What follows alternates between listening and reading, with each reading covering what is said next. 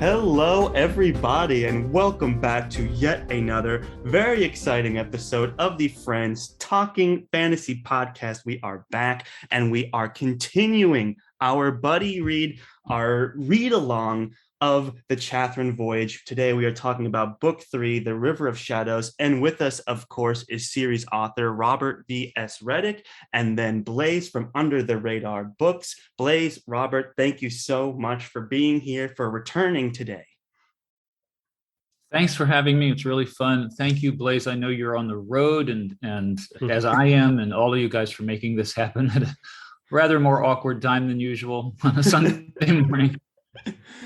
Pleasure to be here, everybody. Thanks for having us. Absolutely, yes. It's been a long road. We are 3/4 of the way through our journey. I can't believe we are already so far. It's been an interesting year, and we have a lot to discuss about this book. I have a lot of comments, but before we get into the River of Shadows, Dylan, I think it's time for one of your famous spoiler warnings. Yeah. So we'll be getting into the River of Shadows, which is book 3 of the Chathrand Voyage in full here. So since we're not going to be holding back from spoilers here, that means if you haven't yet read the River of Shadows, nor the 2 previous books, that's the Red Wolf Conspiracy and the Rats in the Ruling Sea, aka just the Ruling Sea, then now's a good time to go check out those books, catch up. But it's also a good time to turn this down in your headphones so you don't get anything spoiled for you from this awesome series. Well said. We highly recommend it. So go check it out and come back. And then be sure to check out Blaze's Discord as well, where we're all on there answering questions, making comments, all of that. So be sure to take advantage of all of that. And see you next time. But for everyone else that's read the books, welcome. Man, this book was a journey and a half. You left us with, at the end of book 2, with this huge reveal that, we're in this foreign land and most humans are unwoken. And it was just like, I remember talking at the end of the last episode, I was like, and I just immediately had already read the first couple chapters of the book going into that recording because I just couldn't wait. And then it doesn't really stop from there. This book has so many different settings, situations, ideas, characters, timeline changes, intrigue on top of intrigue. It's such a intricate, detailed book. And I guess that leads me to my first question, Robert. When I got to the end, I was checking the acknowledgements. And this first paragraph here, I love so much. If you don't mind me reading it, and then I have a question afterwards here. You're just kind of describing the process of writing this book. Each book is a wrestling match with human frailty, clocked by a merciless timekeeper in a ring surrounded by an infinity of other rings, where different, often larger struggles go on day and night. I'm keenly aware that those who helped with the River of Shadows had to slip out of their own rings, bruises and all, and step into my own. So I guess, Robert, my first question to you is, do you remember the experience of writing this book, and how on earth did you keep track of all of these time changes and plotted intrigues and who's possessing who? What was the experience like writing the River of Shadows? Well, I'll tell you, first off, as I started thinking back on this process, I recall that this was the book I was most anxious about, that it might be a hard one to pull off when I thought about it, because, we sail right off the map that kind of defines book 1 and book 2. And I guess I had promised a lot about the Southern Hemisphere where this book takes place, that it was, the few voices we get that have any knowledge of it at all. And I guess it's really only one person, Mr. Balutu, who has firsthand knowledge, since he's the only ambassador, you will, of the Southern Hemisphere, who we meet in the first 2 books. All of the messages we get are that it is wildly different, beyond anything that people in the North can comprehend or understand. And that's a lot to promise a reader. So there was that. And I just wanted to pull that off without, holding back in the least. And it also, to completely change canvas. I mean, it's like these characters we've spent the first, I don't know, 1,500 pages or whatever it might add up to from book 1 and 2. It's like they got in a spaceship and were dropped on another planet.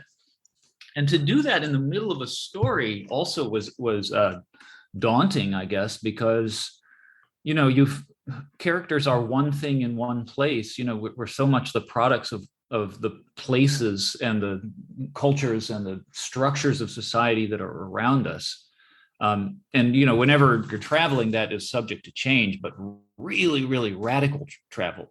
I mean, everything about the context was different. And I guess, so I found myself clinging to the characters, a small handful of the characters that we know pretty intimately, really tight in this story, as they kind of went through this open air kaleidoscope funhouse / house of horrors of the Southern Hemisphere. So there was that. I also, it's kind of nice with a quartet as opposed to a trilogy.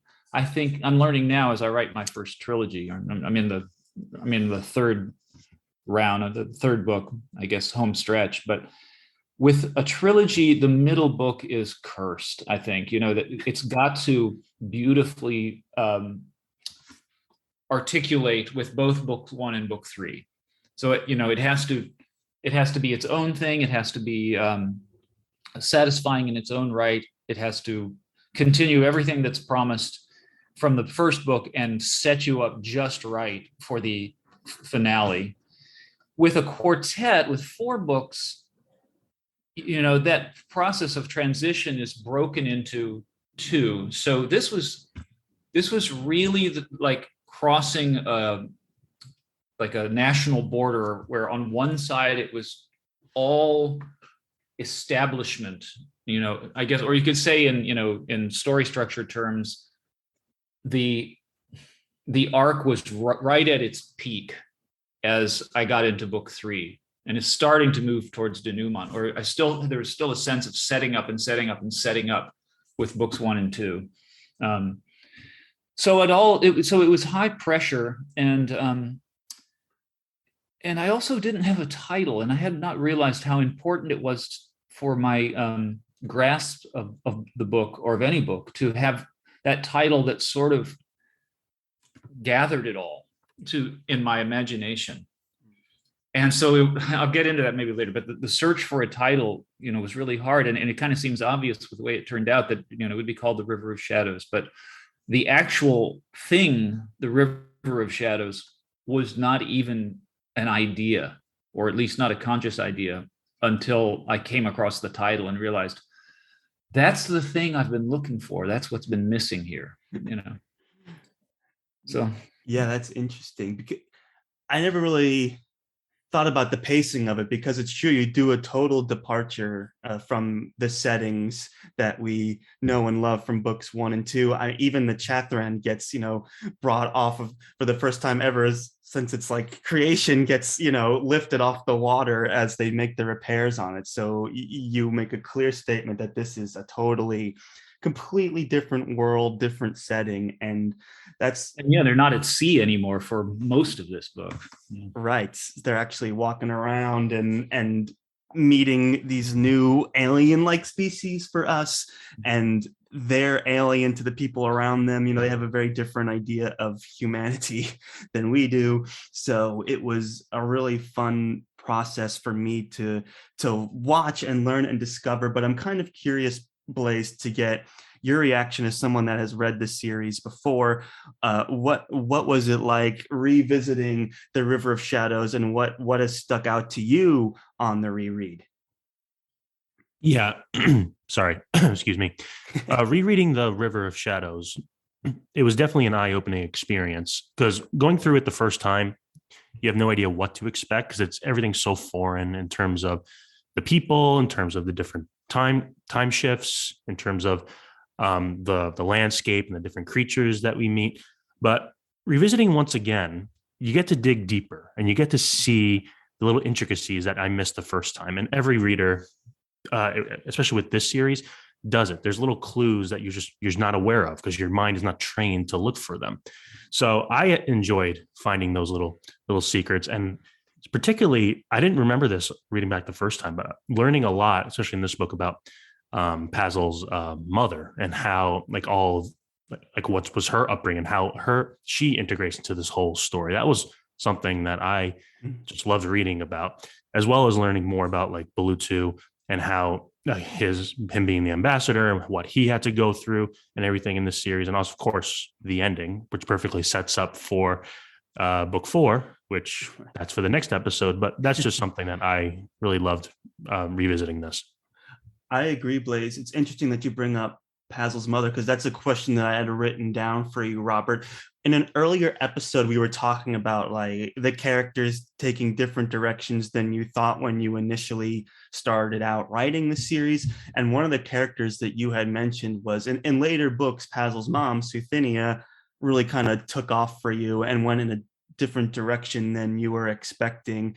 My question is, are we starting to see some of those kind of breakthrough moments in this book that you were alluding to? I think so. Suthenia was always fascinating to me, and like a number of other characters, I guess it was necessary for me to leave her a bit mysterious in the first few books, and in many ways, getting to go to the south, to the southern hemisphere, was something I'd been waiting for, and so much, in the sense we find out that the whole language that is spoken in the North, the most widespread language in the North, is actually just an offshoot and a derivation of the imperial language of the South and so on. I think that the origins of so much of what seems all encompassing and so very important in the North is, to see that it is in a large way has always been connected to the South. And that, so Suthenia and her past and her, her connection to Ramachni and so on, her connection to who Thasha really is, and all of that is, it was there. I didn't make final decisions about what it was because I'm more excited to find out as I go. But so just as my instincts kind of nudged me one way or another, I try to keep surprising and exciting myself as I go too. So yeah, I guess it was payoffs for me as a writer too. It's like, oh, I learned that about my story today, Right. And hopefully it feels like that to a reader. For sure. I think what's interesting about this book is it's not the end, but we do get a lot of reveals and closures in a lot of ways. We learn kind of a lot more of the mystery behind Suthenia, Pazel's mom, and why she did some of the things she did. We didn't really know her allegiance. We kind of learned more about the whole involvement with Full Breach and not Full Breach, Chadfellow, why Dr. Chadfellow's involvement in that relationship really was, after he had been kind of avoiding talking to Pazel about that for so long. And then, of course, a bunch of other things along the way, the will they, won't they of some relationships. We get an exciting final with Arunus. But before I get into any of that, I want to make sure, Dylan, that I hear from you, because you reread the book as well. I know we kind of got to chat a little bit about the book before we went into this, but I'm just curious to know, what are some of the things that stood out for you on the reread? Yeah, one of the main things is getting to see Robert building toward the reveals a little bit more rather than being completely in them and trying to figure them out myself. I'm like, okay, well, I know where this is going now. So, like you said, there's a bunch of big moments of reveals in this, like the Erethusme reveal for Thasha. There's also like both Full Breach and Solaris. We realize at the top of their chain is actually Arunus. And then the interactions between Arunus and the Ravens, which like are super mysterious at first. I kind of know the order of things a little bit better, and that like Arunus is basically just trying to do a school project to reach godhood, all that kind of stuff. And you start to see Robert building toward it. Especially I love the Thasha reveal, just with how like a lot of the mages and characters like that are very deferential toward her, and they see like they know what's going on with her even when she doesn't. And you get these moments with her where she kind of like pops into Arethusa mode briefly, and then she's like, "Oh, I don't know what just happened there. Like, what did I even say?" And you realize, oh, okay, we're building toward, and this character we've heard so much about is actually has been with us the whole time. And it's such a fun reveal, and it's cool to get to see it from a bit more of a bird's eye view, the reveal eyes view in this one.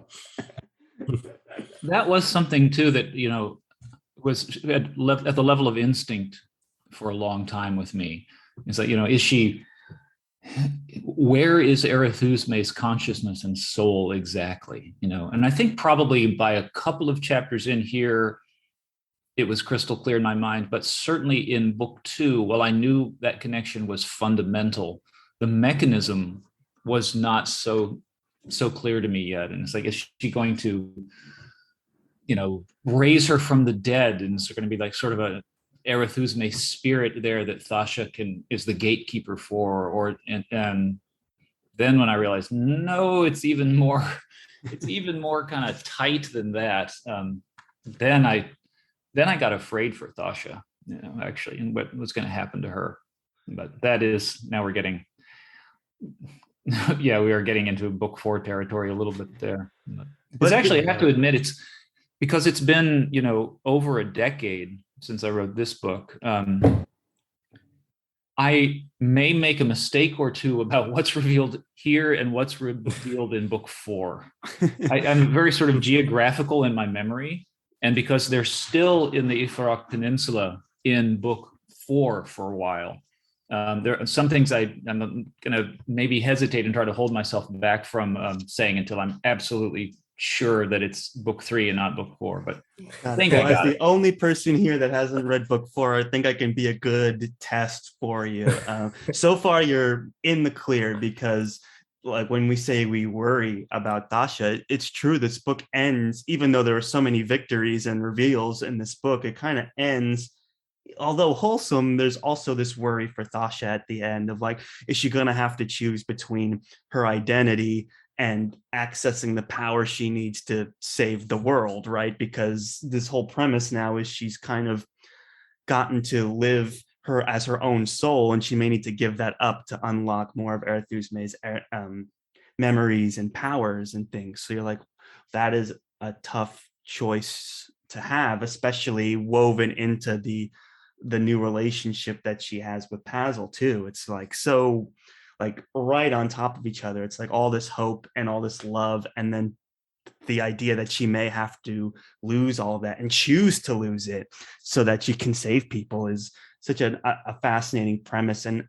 I think that's like one of the main ways in which this whole series has shined for me. Just these absolutely original situations and premises and ideas that we find ourselves in these stories. It's very creative, and I often wonder how you even think of them and then keep track of them, because it's like, okay, even the beginning of this book, we have the berries, the smoke, the antidote. Some people can come out but have to go back in. It's like just tracking that. And that's just one of the things. Forget that they are flash forward 200 years in time, and that Pazel's sister is there and they have to talk to them. And it's like, oh my goodness. What was did you ever, from a world building perspective, like what was your process like keeping track of all these things and plotting all these things and making sure that every detail was accounted for when you have all of these intricate, original, complex ideas?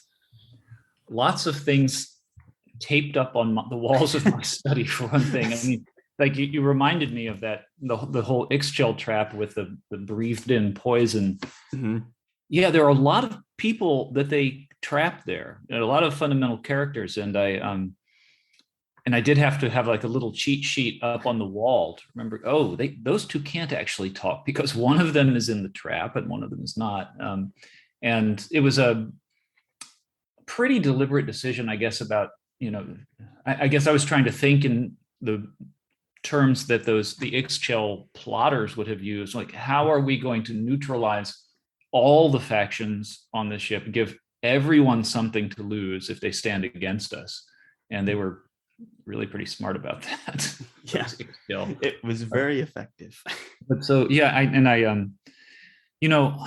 honestly, the hardest thing, and the only part in this whole quartet that made me have to do some rewrites when I sort of stumbled was time travel.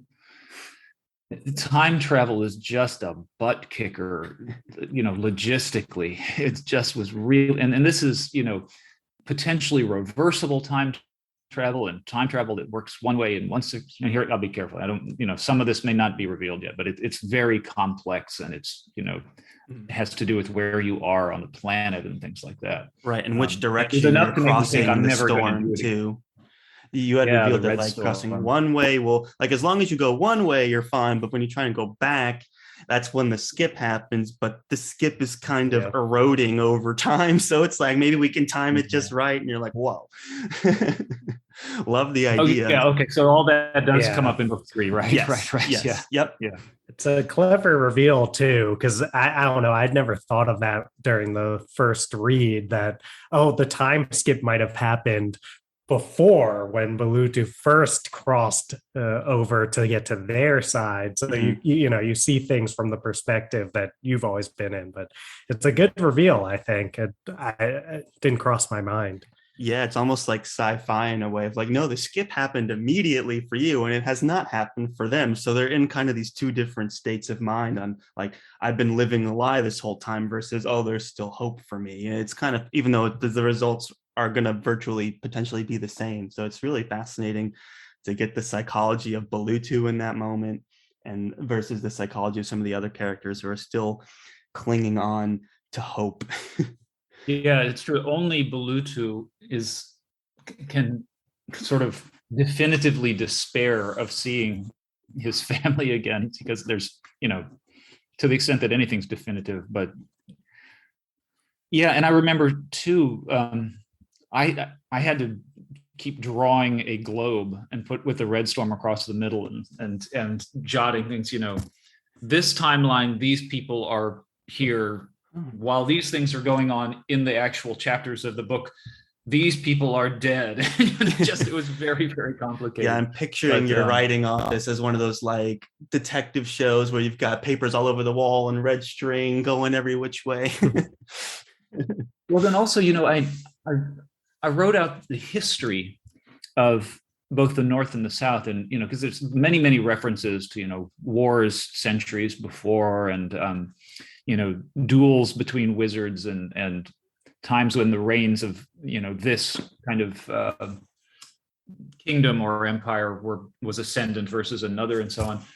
But the North and South don't even have the same calendars, and so I had to keep track of what was going in, but a few very key people do move between the hemispheres all along, right? In the very few ships that could do that.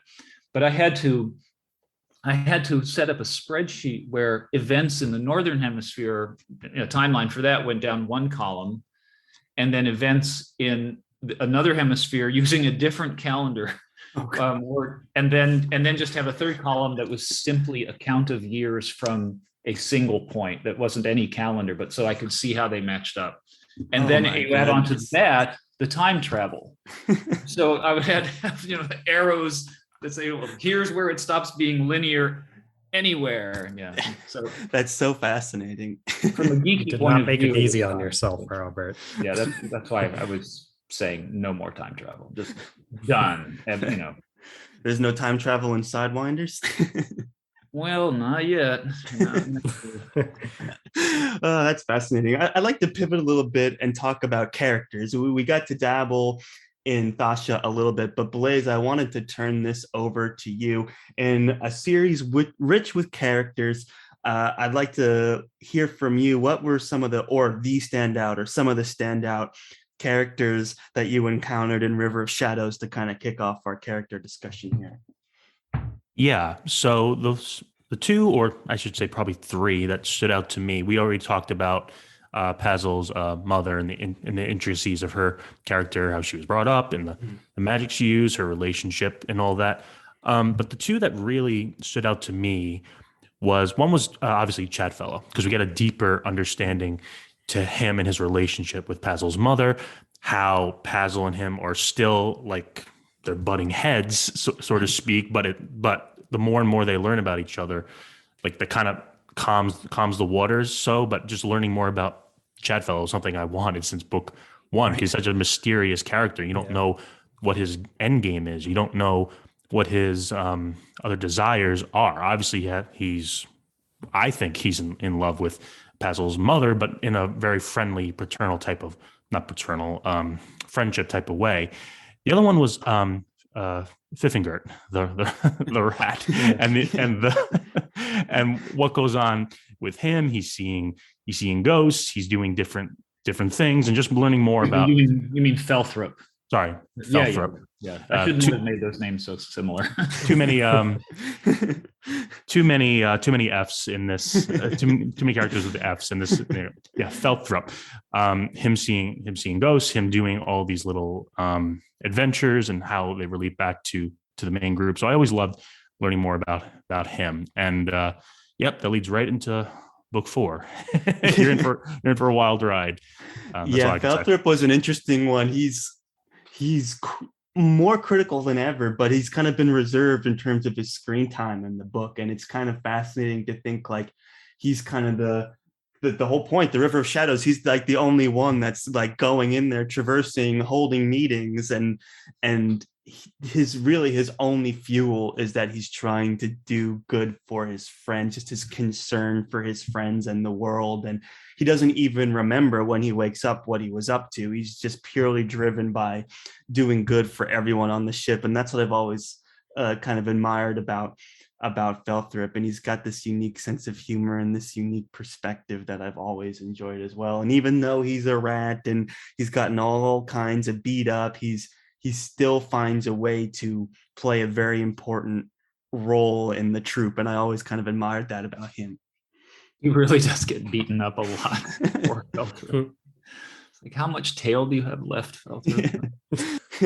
I know you need your own Excel chart of all the different body parts Felthrop's lost throughout the series. It's like, wait, can he run anymore? How many legs did I mangle of his? I think he was, like people said, or George R. R. Martin would say that people would threaten him with bodily harm if anything happened to Tyrion, right? Right. And it was Felthrop for me, no doubt. I mean, especially I think after Diadrelu died, and they realized that characters we care about were not going to be necessarily protected, and then just so much terrible stuff happens to Felthrop that they were like, if he dies, I'm done with you, Robert. Right. But, this book was more kind to him, I would say. He was able to fight more in the dream world, in the River of Shadows this time around. But he's coming into his power a little bit more, if I recall right. In book 2, the dream world, it's all torture for him in a way, right?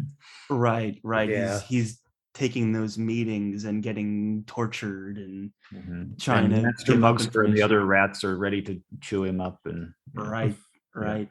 So in this one, it's hard to imagine that he gets it easy, but he is playing a more integral part in the back burner, and he's reading the Polylex. So he's the one that's actually reading it to Thasha, which is an interesting relationship there. So very much looking forward to what Felthrop is up to in the future. And the idea that he's kind of, in this book more than others, he's adopted this kind of like scholarly mind too. He's meeting with all the other scholars and he's admiring them, and he's becoming more educated, and his vocab's expanding. It's a really fun thing to watch him progress into. So looking forward to tracking all of that for good old Felthrop as well. But Dylan, I know you're always keeping a close eye on characterization in novels, and I was wondering if anyone else was standing out to you that you wanted to make sure we hit on. Yeah, I mean, I find Thasha to be, I guess I kind of spoke about her some already, but I find her to be the most interesting character, I think, from about here on out. I think that some of what we spoke about around the choices she has to make, like she has the power to go full Arethusa and just leave behind the Dasha that we've known and loved for this long, or she has the choice to try to continue as Dasha. And we know that the swarm is unleashed now, and I think we have just like her really coming into her own. She's once we get past the full breach stuff, she's a lot more vulnerable and honest with Pazel about her feelings, and those two can finally get together. And I think it's just cool to see them. It feels like her and Pazel both like become adults really in this book, and I think I like seeing the progression there. We've come a really long way from, I know, that first chapter where Robert talked about how he felt like he wrote Thasha too young in like her first chapter of the Red Wolf conspiracy. Yes, I do feel like that. But now I feel like, and this is one thing that always sticks out to me about this series, I feel like her just way of processing things and her maturity, it feels like she's like an adult now, and that progression and the like now the amount of weight that's on her shoulders and pressure, that's really interesting to me, and I'm excited to see. I guess everyone here has already read book 4, but Charles, at least, I'm excited to see what you end up thinking reading for the first time. I'm really glad it came across that way in terms of her maturing, emotionally and so on. And I guess I felt that I was trying to send most of the characters in that direction, but probably Thasha, and apologies, my Airbnb is right next to the airport. So if it sounds like, you are indeed hearing airplanes in the background. But Thasha, yeah, she is shouldering a burden that the others can sympathize with, but not entirely share. And she's having these, mystical experiences and these scarring experiences with the Nilstone and with Arethusa waking up and so on. That I think just, they're all growing up, but she is experiencing this rich internal change that just forces a kind of sobriety and seriousness upon her. That so I'm glad she seemed to be growing up. I felt like when I look back on these characters, as this overall story kind of went into the closing scenes, like I put them all through a war. They seemed like veterans by the time, even though they're still very young, relatively speaking. They just don't have the kind of childish quality that we start with so much. I mean, it's a little difficult, I must admit. With the name Neeps, you're never going to seem but so mature. and that's one thing. I wish Neeps had been given a little less of a whimsical name. Because, well, he's got the full proper name. It's just he does. No one can be bothered to say it. Right. Exactly. But yeah, it's true. Thasha does age really, and especially in this book, I feel like she had to internalize so much more burdens that other people can, like you said, Robert, sympathize with, but not really relate to. And it's throughout the whole book, I think it's kind of mirrored by the will they, won't they relationship between her and Pazel. I feel like that was kind of one of the book-long questions that we had that was resolved by the end. But it's interesting to watch like her relationship with Full Breach, for example, where she had to pretend to be in a relationship with this person, knowing that he was in a sense evil, right? And that it was the means to an end, and that she had to lie to the people she cared about most, her friends, and hurt Pazel specifically in order to achieve that. And there's the fact that she was able to kind of sacrifice some of that speaks a lot to her maturity. And it kind of parallels, interestingly, I remember in book 2 when Pazel had to keep secrets from everybody, including Thasha, because Lady Agos was starting to kill all the Ixchel, right? Something along those lines. And he had to keep, right.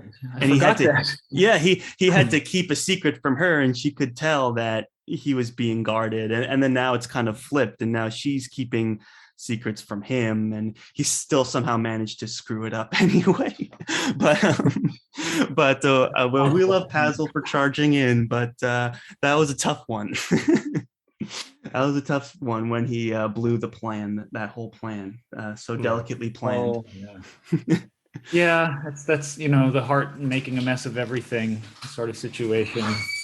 Right. That, So yeah, that I felt kind of the I felt the pain that those two were going through in book three with for different from different perspectives. One knowing why the pain is being experienced, and the other Puzzle just being completely confused because he's the one that has to be kept in the dark. right. And Yeah. yeah, it was we did kind of answer the question of will they or won't they pretty definitively here. But it's kind of They did. interesting because it brings me back. There was a chapter I remember vividly. It was one of those like letters from the editor where they're going like, they're not getting together. They're too young. Don't even think about it. Don't worry about it. The end. And I was like, that's an interesting chapter to have included in this story because it was right when they kind of get reunited and you're hopeful. And then like we've had these letters from the editor throughout. So it's kind of funny to be like, I know what you're thinking, that they might get together, but you can let that thing die right now because they're too young. And then later they do end up getting together. So I wanted to question you about that chapter specifically, Robert, and like what kind of things are you weaving in here? Is this, to me, I was kind of like, oh, historical accounts are kind of baloney, or maybe he's being purposefully, the editor's being purposefully directive, or did you just want to try and distract our minds and so that the reveal is that much more surprising? What was your strategy with that chapter? I felt like I knew why I was including it when I wrote it, but then it was harder to be sure once it was there. I mean, what I felt like I was doing was so we're just to be clear, we're talking about this little editorial aside. Like many times the editor steps in and says, oh yeah, we can tell they're sort of flirting and making eyes at each other, but don't imagine it's going to become, that it'll be consummated, because of course that can't happen. And I think to some degree I was playing with publishing expectations to some degree, that, when you have teenagers, they're not going to just have a sexual relationship that you put on the page and run with it.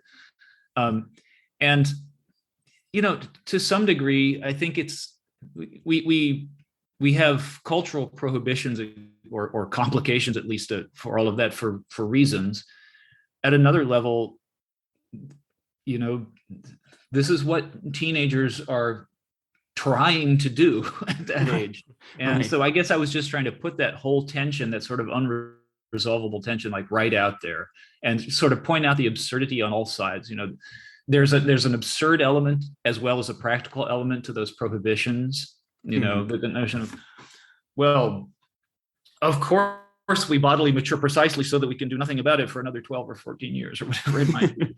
Right. But, it's just funny because the chapter in question is called "The Editor Reflects on the Conduct of His Heroes," which is a great title to that chapter. And then some of the quotes are like, the very first line is, "They are, of course, too young." Next paragraph, so of what I speak. And then it goes on. It's like, "But I repeat, it cannot happen. Said bliss cannot and therefore does not impend. They are too young." Like he's very much like adamant about it. And that's about halfway in the book. It's not another 200 pages until it does happen. So it was just kind of like I was like, I enjoyed this chapter. I thought it was, it was a kind of a good comment, because right then, like, you're queued up to be like, well, they won't they? Like, they might actually, it could happen. And then immediately you rip off the Band-Aid of like, it cannot happen. And then, it was comical and in the editor's weird way, sort of his sort of wry, sarcastic way of approaching things. At the same time, I guess what I realized later was that it was sort of about the tug of war of them losing their childhood or their youth. I guess I should say they themselves kind of wonder what's happening to these young people we were, and do we want to hold on to it? Are we abandoning it and jumping in with both feet and so on? And so they're, I guess, and that's what happens at that age, right? We're in this sort of limbo of transformation. So they're asking themselves these questions too. And then, of course, society's in your face all the time when you're at that age saying, well, this is how it should be. Of course, of course, of course. And that's making it all harder to figure out. So. Yeah, and we're talking about how our characters are maturing and how they like live through a war. A lot of the conversation, even around Neep's relationship as well, it's like we thought we were gonna die, man. Like I don't know what you expect of us, and it's true. They're facing these challenges together, and one of the themes that I actually wanted to talk about, and it seems to me like one of the more prevailing themes of this book compared to the other two, is about love specifically. I feel like this book brings a lot more attention to love, not just between like partners, but just a lot of different relationships across the board. And there are two quotes that came to mind for me, one kind of earlier in the book and one towards the end. And I wanted to just kind of quickly go through them both, and then Robert, kind of get your reaction on like the role that, like how you kind of brought this theme of love into this book and what your thought process was like. But the first one is from Pazel's mom, Suthenia, and she's talking about why she did the thing she did, which has always been kind of questionable. Like, was she crazy? Did she like try and kill her kids, or like what's going on? And she finally reveal her role in it. And then she talks about love, and she goes, our own kind, human love, we never can make that work. It's like the milk I used to send you from the Brick Path Dairy, always souring, sometimes even before you reached home, souring into fear or dumb greed or shame. And that's kind of the early premise of love that we've gotten. This was before people got together and, all these reveals and all of that. And then a moment that stuck out to me that I almost shared on the Discord, but I was like, I'm speaking about it tomorrow, so I'll hold on to it, was Pazel's trying to get healed from his spider bite, and he meets with this foreign species, this ancient species, and I believe the guy's name is, I'm going to try and pronounce it, Kirishgan. Kirishgan is how I think of it. Kirishgan, yeah. Perfect. Mm-hmm. And Kirishgan gives him this gift. It's like a silk orb, this delicate glass-like orb. And Pazel's like, it's beautiful, but how you giving it to me, but how can I not break it? How can I keep from breaking it? And he goes, you cannot. But surely you knew that already. We can possess a thing, but not its loveliness that always escapes. Close your fist, lock your door, imprison the cherished thing in your home or heart. It makes no difference. When next you look, a part of what you cherish will be gone. So it's kind of this, to me, that was an important quote, because this whole book is about love, this whole will they, won't they. And then in the end, Thasha kind of chooses her love for Pazel to keep her identity going into the fourth book.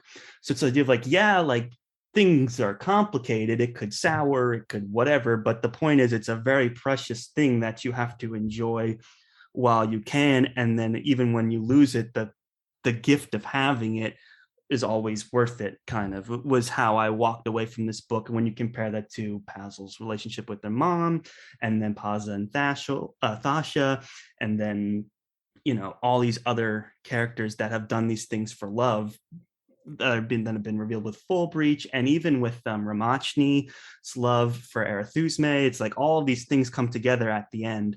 So I was kind of wondering how you kind of built this premise of love and every different character's perspective, and like this idea that love is this cherished thing that we may ultimately lose, or is delicate, or is temporary, and how that kind of got couched into this whole series. Well, it's a big question. I doubt I'll be able to, answer it fully, but it occurs to me that,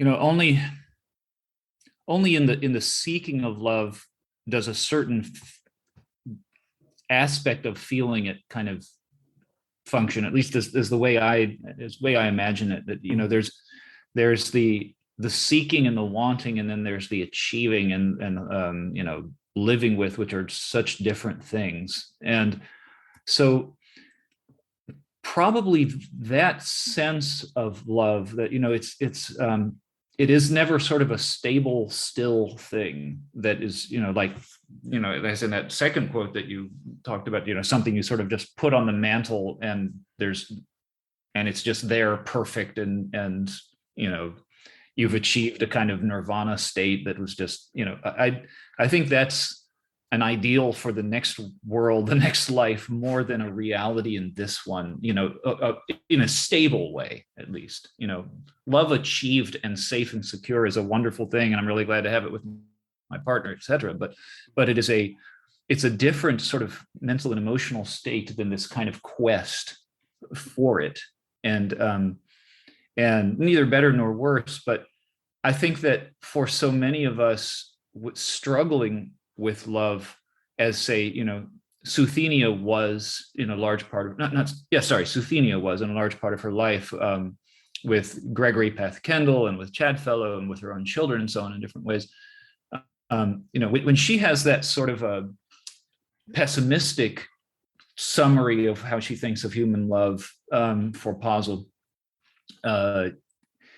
that's reflective of things not working out in a romantic sense and choices she's made that have pushed her away. I mean, I think we get it from Ramachny and Suthenia in different kind of articulations, right? That the choice to have a life as a mage, as a wizard, or as a user of magic, makes a certain satisfaction or fullness of life as a normal human impossible. And maybe that also is my kind of instinct, is that there's always choices, that there's always you're not going to have everything perfectly, and those choices can really be wrenching and transforming. And that's kind of what the journey of love and the experience of love is. And for instance, however we relate to the notion of monogamy or an exclusivity in a relationship, if the reality is that a lot of people feel incredibly torn between two people that sort of touch different parts of their souls, and you may or may not be able to be fulfilled with both, and often not. So I guess it's just the story as it came out created moments and instances and situations in which that kind of philosophy or instinct for me about what love is could take tangible form. Wow. Well, thank you for sharing that, Robert. I could tell that there was some real kind of philosophy behind many of these quotes, and they're so well written that I realized, what's your philosophy on love? It's a big question, but I mean, you do tackle those things so well in these books, and it's what I like about it most is it's complicated and it's not always pleasant. I mean, this is the mother figure telling their son love sours pretty quickly. It's like, what? That's such a hard thing to hear. But then there's the hopeful tag of like, you enjoy it, and then you have to experience it while you can, and you sacrifice certain things, and that kind of gives it power. So I really appreciate that. And that was one of the things that stuck with me at the end of this book, is like how amazingly complicated but such a gift as well that love is. So I appreciated that. And then with the ending of Thasha choosing Pazel was a great way to kind of tile that up for me. So that was, well, I should just footnote it by saying there are characters who feel despondent or cynical about love. I believe that the tale overall is not. I know that I wouldn't read a long tale that is basically like love stinks, like that old 70s song at all. So right. Oh, we got a footnote. That's so exciting. I can imagine the guy that wrote Chathrand Voyage adding footnotes. That's not surprising at all.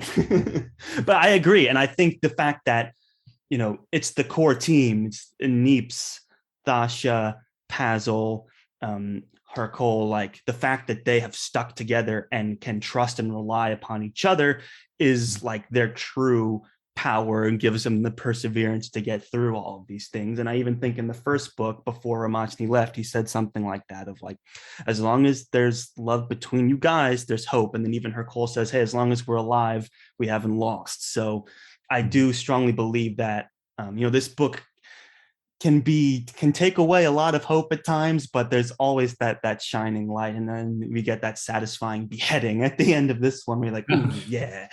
So, but they almost literally have to go to hell before that exactly. in the infernal forest. Right. Oh yeah, fighting all those fire demons and crazy bats and things. Yeah, it was such a wild turn of events in that final rising action moment for sure. But and even then at the end, there's this ominous thing of, oh yeah, so death has been released and we'll have to worry about that soon, but have fun while you can, guys. We're gonna fight death next. So it's like, okay, we're hopeful now, but that little piece did escape into the world. Arunus's last act, but was unleashing that. So that will bring us into the fourth book. But before we end the conversation, Blaze, I wanted to bring it back to you one more time. Was there anything about the story that you wanted to comment on before we called it a day? I know there's just so much to these stories. I wanted to make sure we had an opportunity to touch another standout moment for you. Yeah, of course. So it's the oldest saying in the book. It's like it's better to have loved and lost than to have never have loved at all. And that's what this whole, not just book 3, it's this whole series is about. It's about relationships, how they're complicated, how sacrifices need to be made, and you can see that in any real life relationship as well. It's making the difficult choices that need to be made, persevering the hard times, and just fighting through to the end. Is your relationship or is your strength strong enough to withstand that? For our characters, some of them are. Some people can't do that. So it's just a testament of the human soul and what how like perseverance, if you have it, will shine through.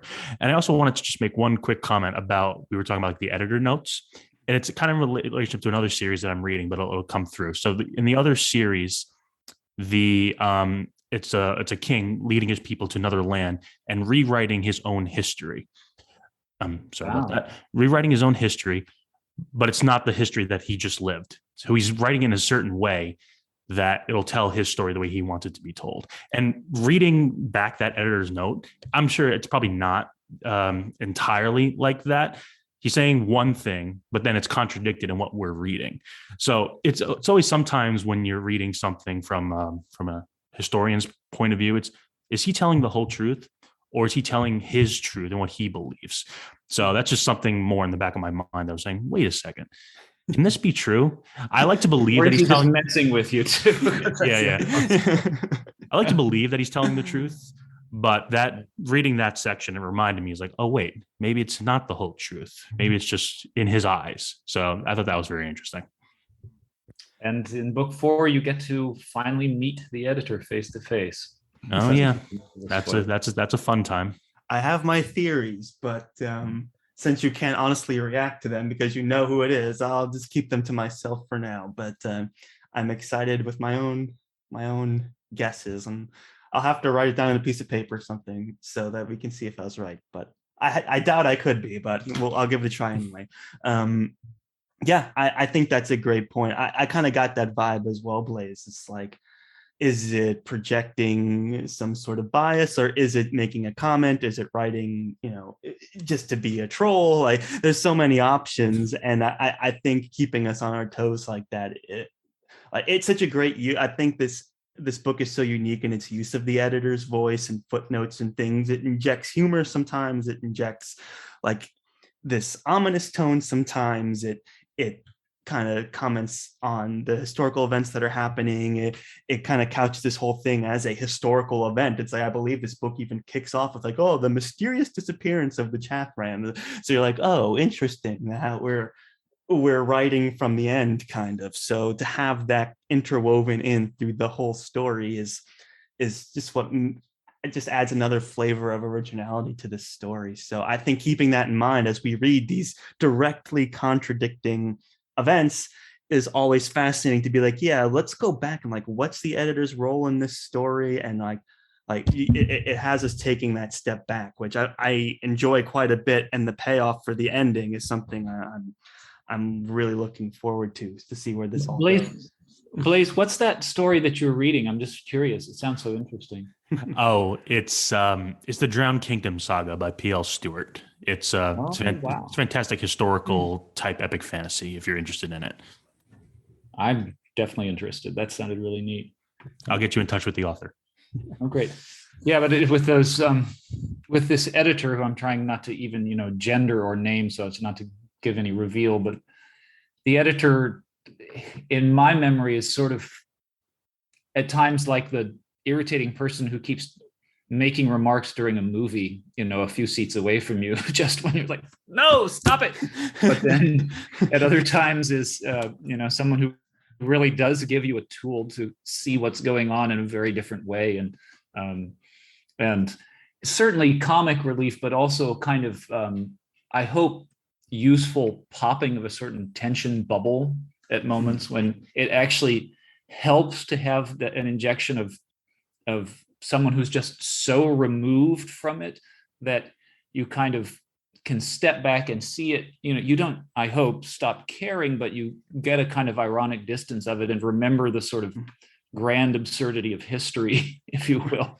No, I think it's great. And I think it all ties into the flavor of, especially in the first two books, when it was a more seafaring adventure, not so much in this book, but it kind of just added more flavor to that, where it's almost like, there's captain's logs, there's letters from the captain, there's editor's notes. It all adds to the adventurous kind of historical nature of it. So that's that. I think you're spot on. That's how I read it as well. It's kind of these like contextualized moments of what's going on, and the point of view is as similar to us as we're going to get, but it's still slightly different. So it's fascinating to see, because the editor knows exactly what happens, you would think, because they're writing the whole thing, so it's or going through all the events. So it's really interesting to see what they're up to when those chapters come in, and sometimes they follow particularly like exciting moments, whether it's like all these mutant rats breaking out of the ship, and then you have to kind of write the palate cleanser. It's like, it's kind of that shift in tone sometimes. It adds some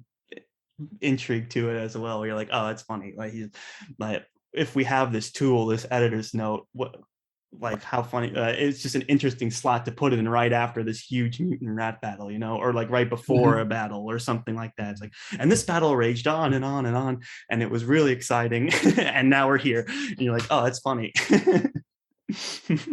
Well, my actual editor for the series did try to suggest that maybe we just want to stay in the adventure and not have these sort of metafictional interruptions. And I was like, please trust me, it would lose something, and it would lose a lot more than it would gain to take those out. And got to hand it to him. He completely accepted that, and it was just a little suggestion. Maybe it would have made it more commercial.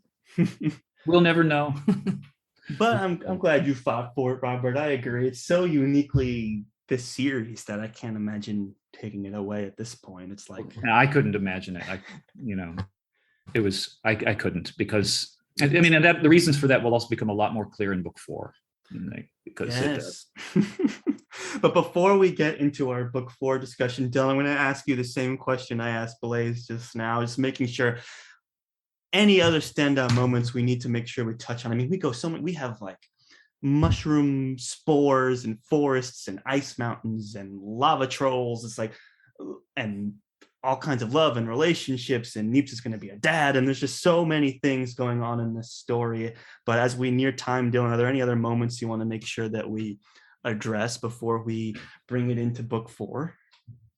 Yeah, I really like the idea of this inn with the tavern, of sort of like neutrality and I guess like the responsibility and the culpability of running an inn like this, where we have a line, I don't have the quote in front of me, but we have a line where he's like, yeah, there's probably been wars started here and like terrible things that have happened because 2 people are allowed to talk here. But I think there's been more who like have been saved, and more things have been resolved because there's this point of absolute neutrality. And I think it's just a cool concept. Like I don't know what even to compare it to. And B, I really like that like Arunus basically gets thrown out of the tavern, where what it does in part is show this person who's just held to this neutrality their entire existence is like, okay, no, Arunus is such a villain, such a bad person, or I guess mage, where it's like, no, this is too far. You're trying to destroy like an entire planet. You have to get out of here. So basically just to pass like your exams, right? It's like, yeah, you just want a good grade, so you're going to kill a planet, right? Yeah. Yeah. So it helps us.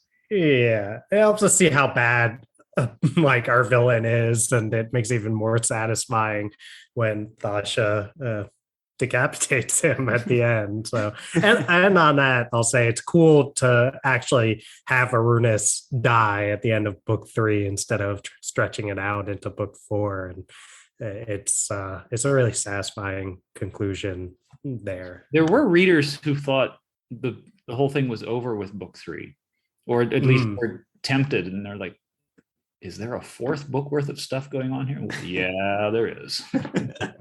But was it originally going to be a trilogy? I feel like I heard that somewhere. And oh man, it was originally going to be one book. I thought this was just going to be like my little 1.5 year sabbatical in the world of fantasy writing before I went back to literary fiction. But I just didn't know what I was getting into at all. You know, I kind of set up an arc that was really huge, even to cover in 4 books, and I didn't know what I was doing. So I threw all these juggling balls up in the air and just had to start juggling them, and it couldn't be done in 1 book by me, at least, and barely fit in 4 long books. But yeah, so I never, when I was writing this particular book, I absolutely knew by then that it was going to be 4. But early on, when I realized this story is running away with me, it's getting really big. Yeah, that was a shocker. That's an understatement. Oh, this is a decade or more of my life, right? Which was great, but not as I had planned. That's well, we're super thrilled to continue it, and we're so happy to have you here in the discussion, Robert, to provide your insight for 4 very intricate, large, what I love to say, wholly original books. So I just, as we near the end of our time of our book 3 discussion, I just want to make sure I said thank you for coming on again and for sharing all of your insight. And it's been months now that we've been on this project, so really appreciate all of your time working with us on this read along.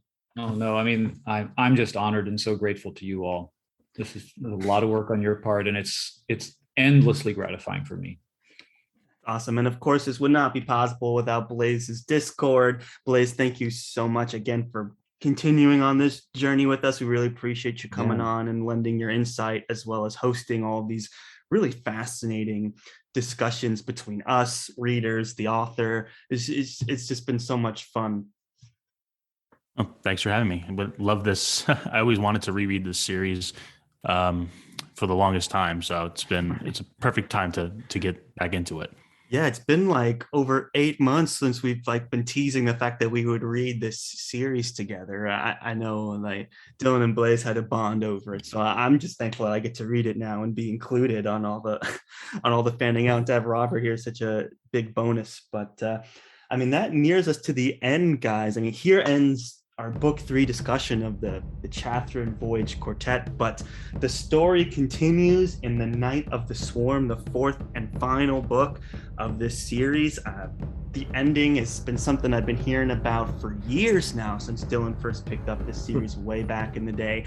So I cannot express how excited I am to get there and to be able to have that discussion, but it will be the 4th and final discussion that we have. There's no more books after this, sadly, but don't worry, there's always Sidewinders. Make sure you pick that up. Another wonderful story by Robert B.S. Redick. And yeah, we'll probably be back in about a month's time to discuss it, but you know, the dialogue doesn't have to end here. Check out Under the Radar Books. They have a wonderful Discord, and in there you'll see all the discussions we've been having about the Chathrand Voyage Quartet. It's a community you do not want to miss out on, especially if you've already read these 3 books and you haven't joined. Like, guys, give it a try. Let's go. Let's talk. So, because as we said, there's so many things to talk about in these books. It's kind of hard to get through it all in an hour. But feel free to message us out there. But until then, guys, this has been another very exciting episode of the Friends Talking Fantasy podcast. Check out Robert V.S. Redick. Check out Under the Radar Books. And yeah, I guess we'll see you in about a month's time to read the 4th and final book, The Night of the Sworn. Thank you so much. Had a blast, as I always do. You all are the best. And see you soon. Happy reading. Happy reading.